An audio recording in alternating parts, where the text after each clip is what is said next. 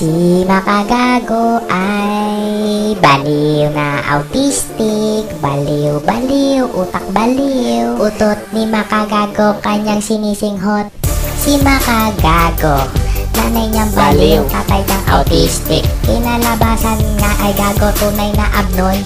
Si makagagong bobo, tatanga-tanga. Mura nga ng mura ng bibis na uulol. Kasi ang nanay tatay niya ay tatay gutom. Parang siya binubugbog siya ng nanay niya tatay niya. Kasi ang nanay tatay niya galit sa mundo. Kaya ganun na lang ang kinalabasan ng putang inan to. Siya'y galit na rin sa mundo, ginagago siya. Ginagago at binubuli sa labas, kaya sa YouTube nagpapasikat.